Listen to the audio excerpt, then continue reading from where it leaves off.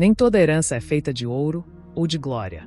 Algumas nascem da dor, do silêncio e do sangue. Eu sou Bianca Ferreira, curadora de histórias aqui no canal Locra. E hoje, convido você a entrar em um mundo onde segredos dormem sob a pele e o passado cobra seu preço. Prepare-se. Você está prestes a ouvir Herança de Sombras. Porque a verdade, ela corrói, ela condena. E às vezes, ela mata. Capítulo de hoje, Batidas à Porta. O relógio da mansão Thorne marcava pouco depois da meia-noite. Lá fora, a neve parara de cair de maneira tão súbita que parecia que o mundo havia prendido a respiração. No quarto de Elian, o silêncio era quase reverente. A lareira ardia com chamas azuladas, quietas demais. Os livros sussurravam em línguas esquecidas, tentando manter as defesas ativas, mas até eles pareciam temer o que estava por vir.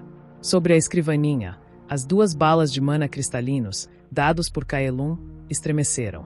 Um leve estalo percorreu o ar, e então, Elian se virou na cama. Seu rosto contraído, suor frio na testa. A cicatriz pulsava, como se algo vivo estivesse rastejando sob sua pele. Mãe, murmurou ele, num fio de voz. A dor veio como uma lâmina cravada em seu crânio. Um rasgo. O mundo se quebrou. Ele corria. A floresta era de mármore branco, árvores finas e flores carmesins. O céu sangrava em tons escarlates. A terra, viva, soluçava. E atrás dele, cascos trovejavam. Não havia criatura alguma, só o som das sombras perseguindo sua alma. De repente, o cheiro. Tinta fresca e ervas mornas. Chá de lavanda e hortelã. Miranda. Elian caiu de joelhos. O mundo ao seu redor girou. Quando ergueu os olhos, estava num ateliê banhado em luz dourada.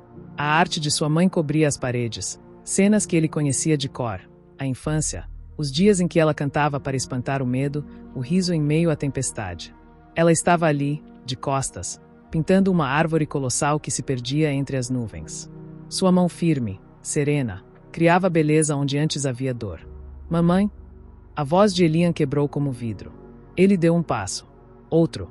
Ela falou sem se virar, a voz como um sussurro morno. É impossível resistir à causalidade, querido. É assim que tem que ser. Eu não entendo. Você entende sim. Só não aceita ainda. Seu pai partiu. E eu estou prestes a partir também. Ela se virou. O rosto estava como ele lembrava, suave, compassivo, mas com sangue escorrendo dos olhos, como lágrimas do destino. Essa é a última coisa que poderei fazer por você, meu amado filho. Lute como uma fera. A partir de agora, terá que se defender sozinho. Não, não vá. Eu preciso de você. Nunca se esqueça de quem você é. Então o mundo começou a desmanchar, como papel queimando ao vento. O cenário, o perfume, a cor. Tudo sugado por uma escuridão que não fazia som. Foi quando ele apareceu. Uma risada. Baixa. Cínica. Como vidro quebrando dentro do crânio. Lute como uma fera. É isso? A voz escarneceu. Que conselho piedoso, vindo de uma mulher que morreu pintando flores enquanto o mundo desabava. Elian se virou com esforço. Sua respiração travava. O gelo já invadia suas veias. E lá estava, uma sombra humanoide. Alto, envolto em cinzas e caos que se moviam como serpentes. Os olhos vermelhos, fixos, brilhavam como brasas cravadas num rosto feito de escárnio. Ele sorria como quem já venceu. Você, sussurrou Elian. Ah, que doce reencontro. A sombra abriu os braços, zombando. Olhe para você. Tão frágil. Tão quebrado. Mamãezinha já foi, não foi? E você ainda quer lutar? Contra o quê, exatamente? A si mesmo. Elian tentou se mover. Seu corpo não obedecia. Os pulmões ardiam. Você não passa de um vaso rachado. A sombra se aproximou, e o calor em volta dele era insuportável, como se carregasse um inferno inteiro na pele. Um receptáculo vazio com uma alma valiosa dentro. Mas sabe o que acontece com recipientes fracos? Eles quebram. Eu não sou. Não. Mas é por isso que eu gosto tanto de você, Elian. Você finge tão bem. Finge que é forte. Que é bom. Que é diferente. Ele se agachou diante do garoto, olhos nos olhos. Mas no fundo, você sente, não sente, que existe algo em você, algo errado. Algo meu. O mundo ao redor girava. Tudo se desfazia em poeira e escuridão. A sombra sussurrou. Você é meu legado, Elian. Uma peça linda de um tabuleiro podre. Toda sua moral, sua compaixão, sua esperança, são frágeis. E eu sou eterno. Ele ergueu uma das mãos e encostou na cicatriz da testa de Elian. Quer saber por que arde? Porque eu estou batendo a porta. Elian sentiu a dor. Aguda. Profunda.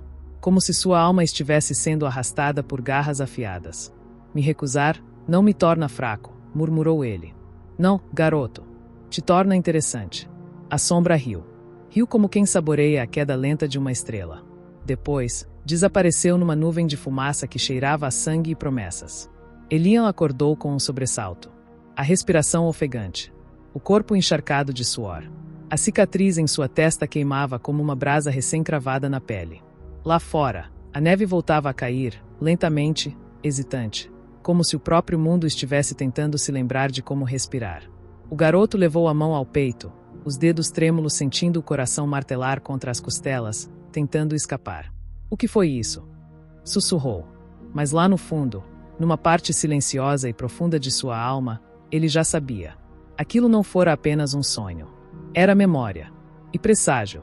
Ele se levantou da cama, sentindo os lençóis grudarem na pele suada. O quarto, tão familiar e seguro, agora parecia pequeno demais. As sombras nas paredes dançavam como se zombassem dele. Os livros em sua estante haviam se calado. Os relicários sobre a escrivaninha tremiam de leve, um deles rachado, como se algo do outro lado tivesse tentado atravessar. Elian cambaleou até o espelho pendurado ao lado da lareira.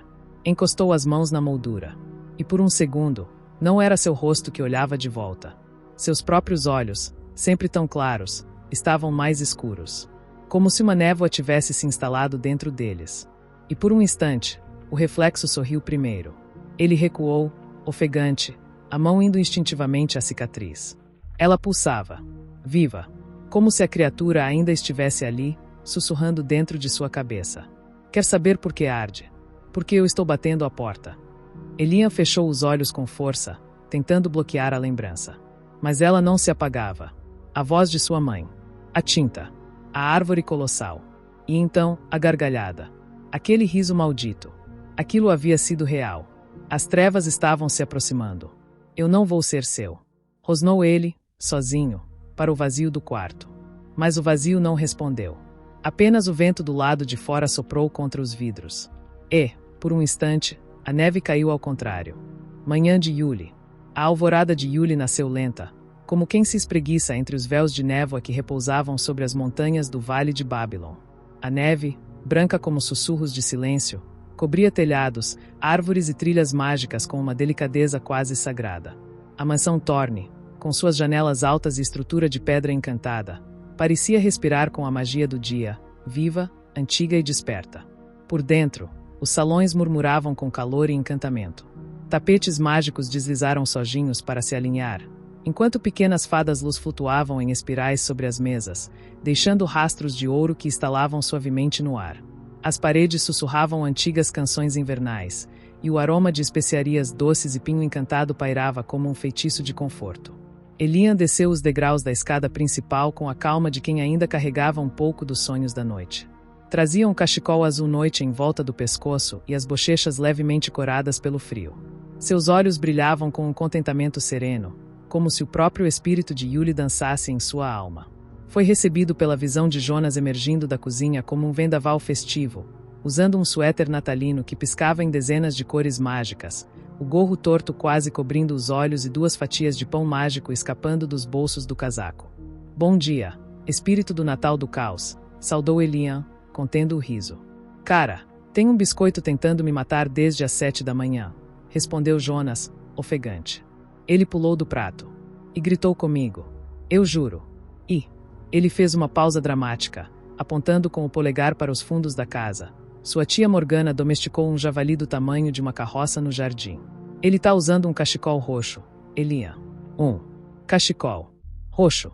Você teve outro daqueles sonhos estranhos, Jonas? Desta vez foi real. Eu senti o hálito dele.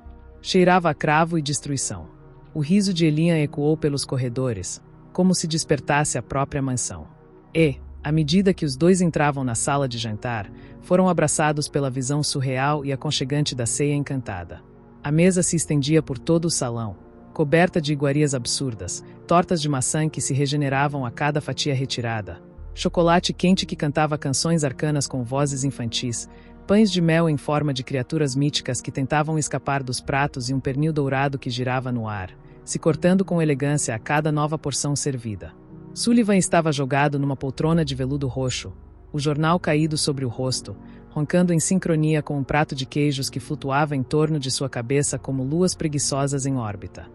Helena, com um vestido que mudava de cor conforme o ritmo da música ambiente, estava sentada ao lado de um piano que tocava por conta própria, notas doces que pareciam dançar no ar como flocos de neve encantada. Ela sorria, observando tudo com o olhar de quem carrega 1000 invernos no coração, mas ainda se emociona com o primeiro raio de sol de Yuli. E então, como era de se esperar, a tensão mágica no cômodo se concentrou num ponto específico. Isolde estava ao lado da cristaleira, alinhando as taças com precisão cirúrgica, os olhos faiscando com cada deslize que percebia. Morgana, por sua vez, estava sentada no encosto do sofá como uma gata preguiçosa e provocadora, descalça, fumando um charuto de menta que soltava pequenas labaredas verdes, lendo um grimório antigo como se fosse um romance de férias. Você sabe que charutos são proibidos dentro da sala principal, não sabe? Comentou Isolde sem tirar os olhos das taças. Você sabe que seu mau humor já foi catalogado como entidade hostil pela Guilda de Bruxos do Norte. Respondeu Morgana, soprando um anel de fumaça que se transformou num dragãozinho e voou na direção do cabelo impecável de Isolde. Se isso tocar em mim, eu te amarro pelos tornozelos e te arrasto até o altar de gelo de Nial Eden, onde você jurou fidelidade a um elemental bêbado por 2 horas e meia. Aquele elemental me entendeu mais do que você jamais vai entender. Ele me deu flores. Flores que derreteram minha perna. Mas ainda assim, flores. Romântica e burra. Parabéns, Morgana. Superou seu próprio recorde. Jonas puxou Elian pelo braço e sussurrou, encantado. Eu poderia assistir isso todos os dias pro resto da vida. É melhor que qualquer duelo mágico que eu já vi. Elian riu. O riso daqueles que, mesmo cercados de caos, sentem-se em casa. E a manhã de Yuli, mágica, absurda e cheia de amor disfarçado de ironia, continuava a se desdobrar entre charutos flamejantes, perus cantores e o som inconfundível de uma família que, mesmo despedaçada por tragédias e separações, ainda encontrava uma maneira de se reunir, através de gritos, provocações e presentes mágicos prestes a serem abertos. A lareira rugia com mais força agora, como se também sentisse a antecipação no ar. As chamas dançavam em tons dourado e cobre, refletindo nos vitrais da mansão Thorne e iluminando cada detalhe com uma luz quase viva. A árvore mágica girava lentamente em seu próprio eixo, orgulhosa, com galhos de prata encantada e enfeites flutuantes que riam em sinos sempre que alguém passava por perto. No alto, uma estrela pulsava como um pequeno coração de luz. Uma música suave ecoava pelas paredes, notas antigas, tocadas por instrumentos invisíveis, como se os próprios ventos do vale tivessem aprendido harpa só para aquela manhã. No centro do salão, Helena Thorne ergueu-se. Seus cabelos pareciam brilhar por conta própria, e o robe azul pálido flutuava levemente como se sussurrasse feitiços antigos a cada passo. Um baú surgiu ao seu lado com um ploc sutil, feito de madeira viva, escura, com veios pulsantes e 2 olhos dourados piscando preguiçosamente. Quando rosnou baixinho, parecia mais um velho cão de guarda sonolento do que um objeto inanimado. Muito bem, anunciou Helena, com aquela voz que era ao mesmo tempo o som de uma canção e de uma sentença. Hora dos presentes. O salão congelou, metaforicamente, é claro. Até o chocolate quente parou de cantarolar. Jonas emergiu de trás de um sofá, com farelos na roupa e olhos arregalados. Elian se endireitou, o coração acelerando como o de uma criança antes da primeira nevasca do ano. Até mesmo Isolde e Morgana cessaram, temporariamente, sua guerra gelada, apenas se encarando com olhos de lâmina e sorrisos afiados. Helena ergueu a tampa do baú. Uma luz dourada escapou dali em ondas silenciosas, e pacotes começaram a flutuar para fora com uma graciosidade sobrenatural, escolhendo seus destinos com a precisão de corujas mensageiras ancestrais. Para Elian, de Lisander, disse ela.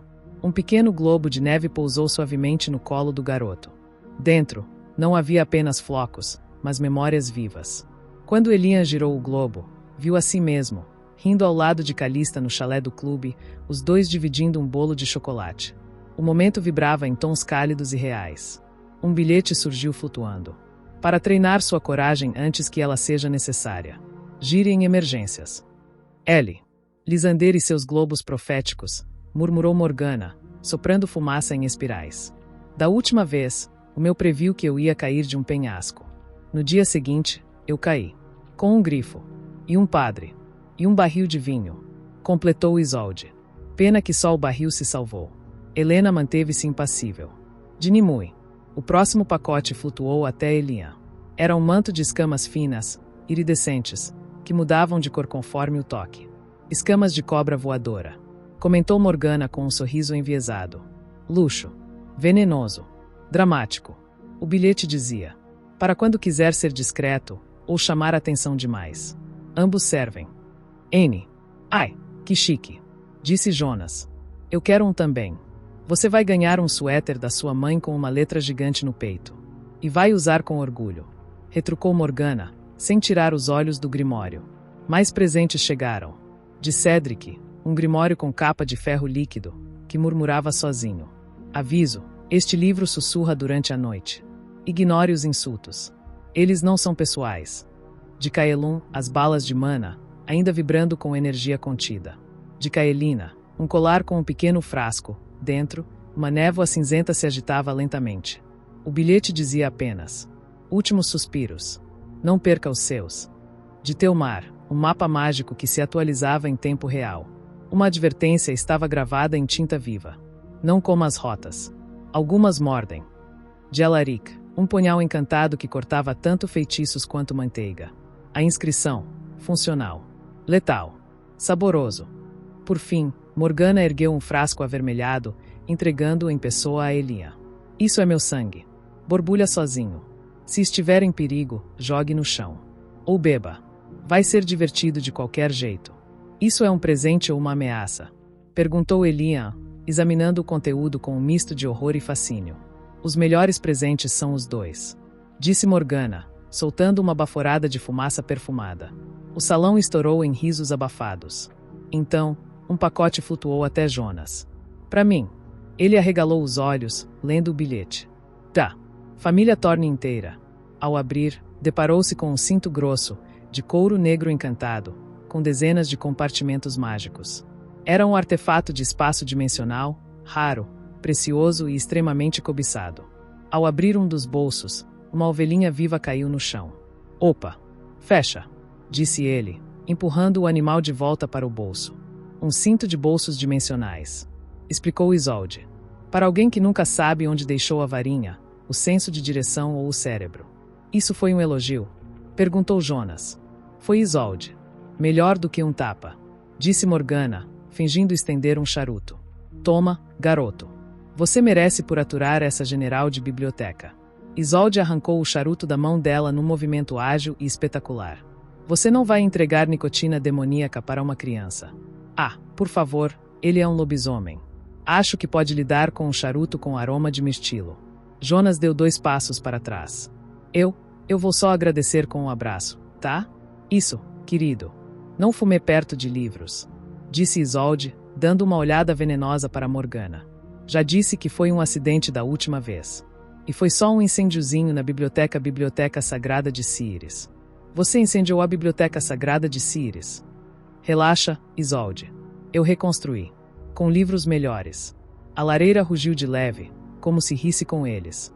O clima de tensão foi substituído por gargalhadas abafadas, olhos brilhando e presentes abertos espalhados como tesouros ao redor.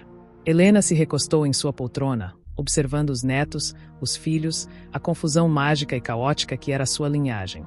O baú de presentes rangeu suavemente ao se fechar sozinho, satisfeito por cumprir sua função. Feliz Yule, murmurou ela, em voz baixa, quase para si mesma.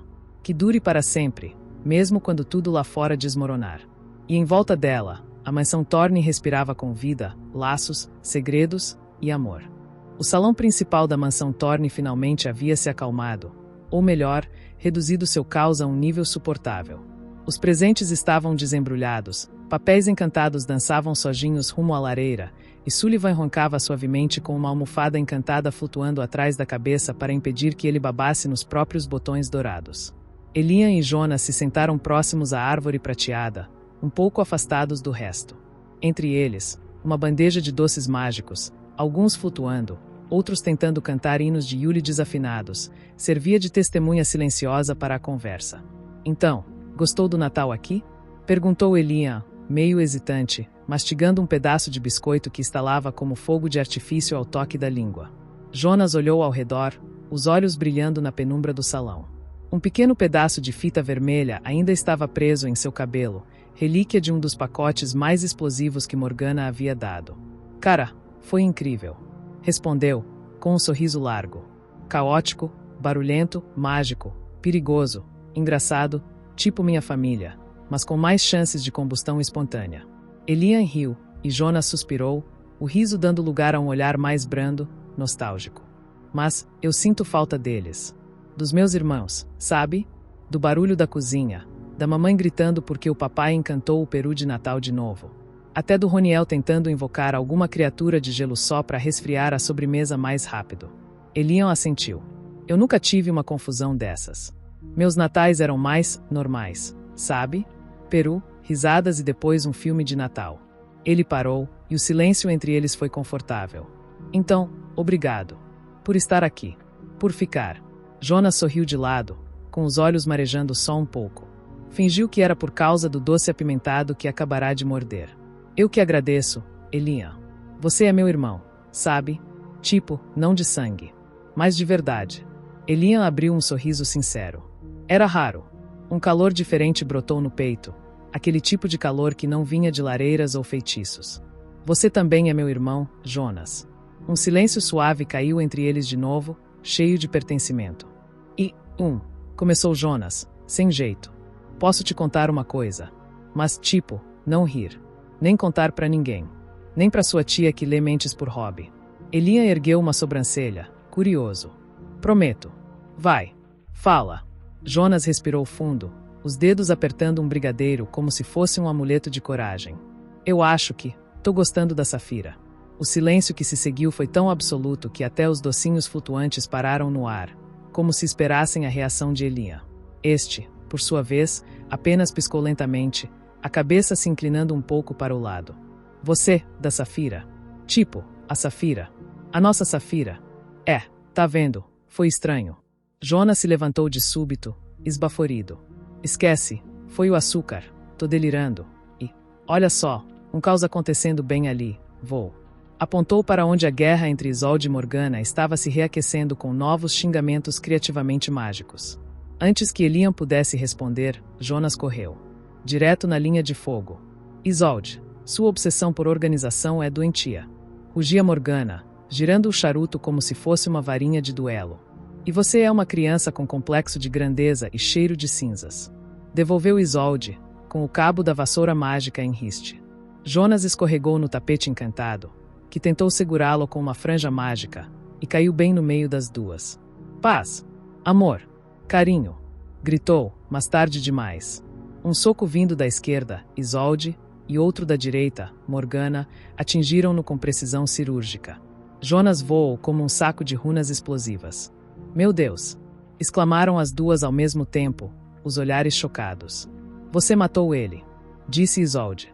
Você que acertou o pescoço. Rebateu Morgana. Você acertou o baço, sua lunática. Ele não vai conjurar com o baço destruído. Como você sabe onde fica o baço dele? Nesse momento, Helena surgiu com a velocidade e precisão de uma tempestade silenciosa.